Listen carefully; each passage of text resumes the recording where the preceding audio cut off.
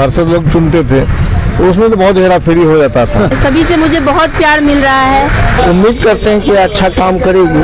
की शुरुआत हो चुकी है, चुनावी रणभेरी बज चुकी है। सभी प्रत्याशी मतदाता के पास जा रहे हैं, क्षेत्र में जा रहे हैं, उनसे बात कर रहे हैं, अपना वादा कर रहे हैं कि किस तरह से उन्हें वोट मिले और जो क्षेत्र की मूलभूत समस्या है उसको देख रहे हैं। इसी कड़ी में हमारे साथ मौजूद हैं उप महापौर पद की प्रत्याशी तनीष फातिमा जी, जो पढ़ी लिखी प्रत्याशी में से अगर गिना जाए, क्योंकि बीएससी ऑनर्स जिसको कहें वो बीएससी ऑनर्स की भी हैं। आइए इनसे जानते हैं कि क्षेत्र में ये क्या कहकर जनता से वोट मांग रही है और जनता का क्या प्यार इन्हें मिल रहा है। जी, सबसे पहले पूर्णिया के नगर निगम को मेरा सलाम, आदाब, नमस्कार।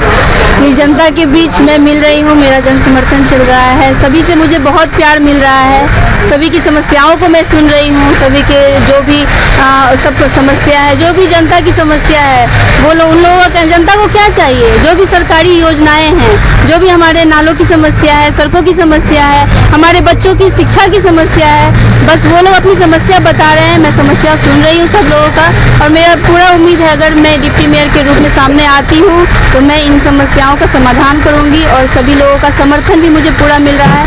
सभी लोग मुझे डिप्टी मेयर के रूप में पसंद भी कर रहे हैं। आप अब तक तो लगभग 46 वार्ड का दौरा कर चुके होंगे।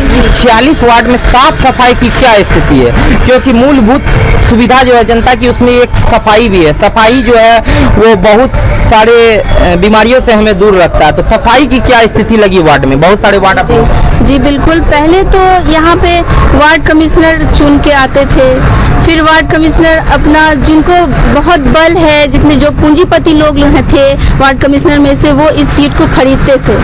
तो पहले वो अपना जो भी लगाया है उसको निकालते हैं, उसके बाद वार्ड पर ध्यान जाता था। जो भी हमारे वार्ड पार्षद हैं, जो भी हैं, जो भी पूंजीपति लोग हैं, सामंतवादी लोग हैं, बस उनसे हमें छुटकारा चाहिए। जो भी भ्रष्टाचार हैं, भ्रष्टाचारी लोग हैं, उनसे छुटकारा चाहिए, तभी ये वार्ड का हमारा समाधान हो पाएगा। ये कचरों की जो समस्या है, जहाँ आप जाइए तो कहीं नाला जो है, निकासी ही नहीं है नाले की।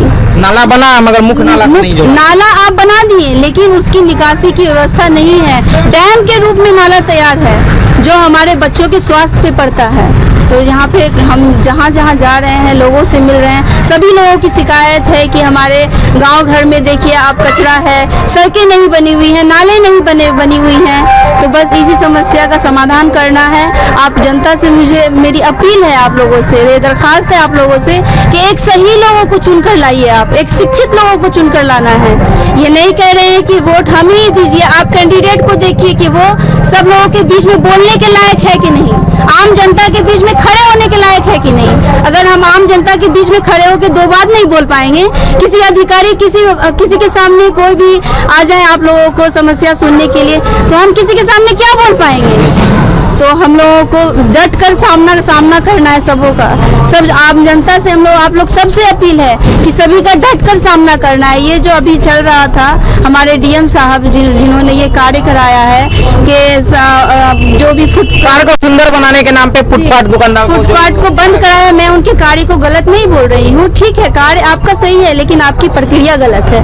आपने पहले फुट पर जो भी आप दुकानदार हैं उनकी दुकानों की व्यवस्था की, आपने पहले किसी को अलर्ट कराया, आपने पहले उनकी दुकानों की व्यवस्था होनी चाहिए थी, पहले उनके निवास की व्यवस्था होनी चाहिए थी, तभी हम किसी का निवास छीन लेते या किसी का दुकान छीन लेते।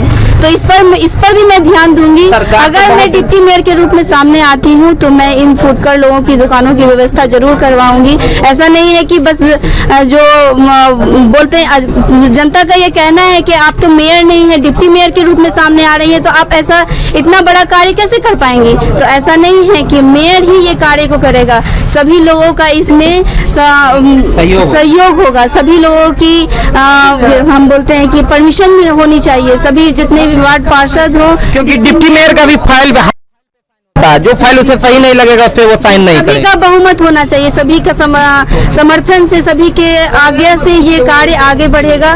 तो मैं अगर डिप्टी मेयर के रूप में सामने आती हूँ, आप लोगों के सामने, आप लोगों के साथ आती हूँ, तो मैं इस सभी समस्याओं का समाधान कराऊंगी। ये मेरा वादा है। जनता से मेरा अपील है कि अपने वोटों को बर्बाद ना करें। आप 500 रुपए का नोट, कुछ खाने पीने की चीजों से जनता वोट अपना बेच देती है।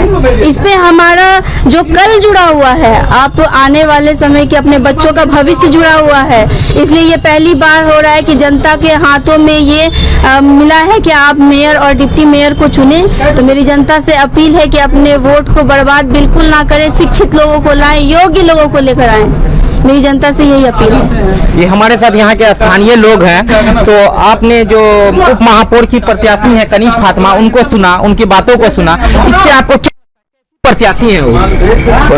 प्रत्याशी तो अभी सामने जो बहुत अच्छे तरह से बोली है जी, अगर हम लोग इसको चुन के फिर लाते हैं जी, तो उम्मीद करते हैं कि अच्छा काम करेगी जी। और प्रत्याशी नगर निगम क्षेत्र में इस तरह का ही होना चाहिए जो हर पहलू को ध्यान में रखते हुए काम करे। क्या नाम हुआ आपका? मोहम्मद नैयर आलम। हमारे साथ एक बुजुर्ग है, इनसे जानते हैं कैसा प्रत्याशी खोज रहे हैं आप? प्रत्याशी बहुत अच्छी है, काम काज करेंगे ठीक से ही, पढ़ी लिखी भी है लगता है, पढ़ी लिखी है, बोलने में एक्टिव भी है, यानी सरकार से लड़के आपकी योजना को आप तक पहुंचा सकती है। हमारे साथ और भी कुछ बुजुर्ग हैं, एक दो बुजुर्ग से हम बात करना चाहेंगे कि उनसे कैसा मिल रहा है। चाचा बताएं कि उप महापौर पद के लिए आप कैसे प्रत्याशी का चयन करना चाहेंगे? हम तो चाहेंगे कि सच्चा पक्का हो, पढ़ी लिखी हो, काबिलियत हो, उसके अंदर ईमानदारी हो, यही सब बात हम लोगों को चाहिए। और इनसे मिलकर, इनकी बातों को सुनकर आपको कैसा ये वो सारी समस्या को सरकार से आपकी लड़ाई लड़के आपके हक को आप तक पहुंचा सकती हैं? नहीं, ये बात तो सारे उसका समाधान सारे साथियों जो नगर परिषद के हैं उन लोगों का भी मदद चाहिए। इनसे लग रहा है कि लड़के ला सकती हैं। हाँ हाँ। चाचा दो शब्द में आप बताइए, प्रत्याशी आपको कैसी लग रही हैं? इनका बोलने का तजुर्बा या गहराई तौर पर इसको अभी हम नहीं जान रहे हैं, लेकिन ये अपना परिचय जो दिया जी, उस हिसाब से हमको तो ठीक ठाक बुझा रही है। दूसरी बात यह है कि उप मेयर का तो कोई खास रोल नहीं होता है इसमें, जिन्हें का रोल होता है, कोई भी फाइल जो होता है सरकारी योजना कर सकता है। हाँ, सरकारी योजना पे उनका और जो है जो मेन ये प्रत्याशी ये होता है, महापौर पद के प्रत्याशी जो होता है, वो सब रोल तो उन्हीं को अदा करना पड़ता है। ये लोग अंकुश लगा सकती है। हाँ, तो अगर गलत होगा तो उस पर आवाज उठाने वाली चाहिए कि नहीं चाहिए?